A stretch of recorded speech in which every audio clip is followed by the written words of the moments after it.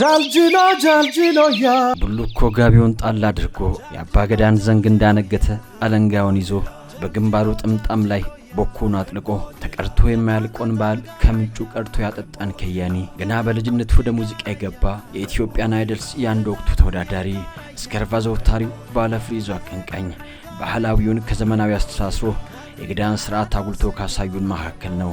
ፉላንዬ የድምጹ ሞገስ ከባህሉ ጋር ጎልቶ ይሰማል።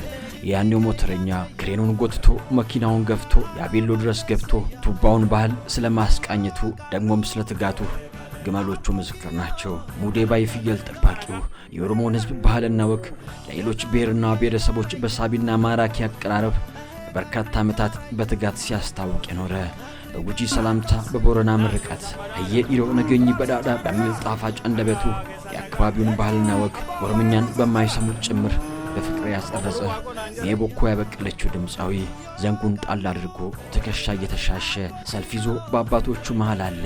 ደግሞ ወዲያ ማበጠሪያውን ሰክቶ ይሽካውን እየነፋ ሴቶች መሃል ገብቶ አንገቱን እየነቀነቀ ሹቤዳ አይመለው ይላል። ከህፃናት ጋር ቦራቂ ልጅነት ናፋቂ ነው። ዘያሪው ሙዚቀኛ አመለሰናይ ሲል በትግረኛ ምትብቅ ብሏል።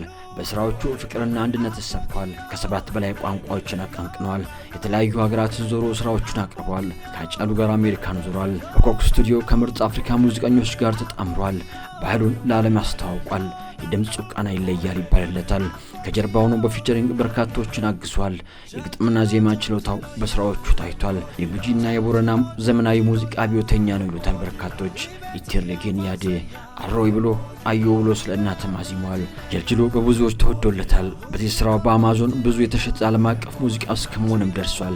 ጊፍቲ ሰሚራ በየምሽት ቤቱ ይደገማል። ማሎይን ተሎ እያለ ቆንጆዋን አይቶ በአዲስ አበባ ጎዳናዎች ላይ ተከትሏታል። በበጎ አድራጎት ስራዎቹ ፈጥኖ ደራሽ ነው። በቦረና ድርቅ ወቅት ከእናቶቹ ጎን ነበር። ከዚህ በኋላ ሰውየው ወደ ፖለቲካው ገባ። ወቅታዊና አነጋጋሪ ስራዎች በመስራት ሌላ መልክ ይዞ መጣ። በለውጡ ሰሞን ጠቅላይ ሚኒስትር አብይ አህመድ ደግፎ አነቃቃን ብሎታል።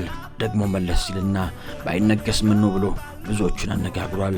አውጡት ከፓርላማ ሲል አንዳንዶች ለአንቀጽ 39 አንዳንዶች ለሌላ ሰጥተውታል።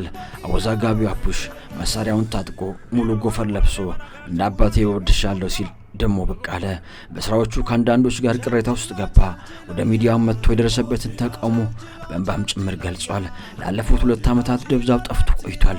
ተወዳጁ ድምጻዊ ዛሬ ከመሸገበት ከተፍ ብሎ በቅርቡ ፎይ ጎዳኔ በሚል የቦረናን ባህላዊ ሙዚቃ በሚገልጽ ኦሮምኛ ሙዚቃ ብቅ ብሏል። በድጋፍና በትችት ሰዎችን በጎራ ለሁለት ከፍሏል። ዛሬም አንዳንዶች አቦሽ ክዶናል ጥፋቱ ቅድሚያ ይቅርታ ይጠይቅ ሲሉ፣ አንዳንዶች ምን ይሁን ጥፋቱ እያሉ ለየትኛውም የፖለቲካ አቋሙ መብቱን ለሱ ይሰጡታል። የሆነ ሆኖ ግን ተወዳጁ ድምጻዊ ከሰሞኑ ይዞት በመጣ ሙዚቃ ምን አዲስ ነገር ያሳየን ይሆን? የህዝቡስ ምላሽስ?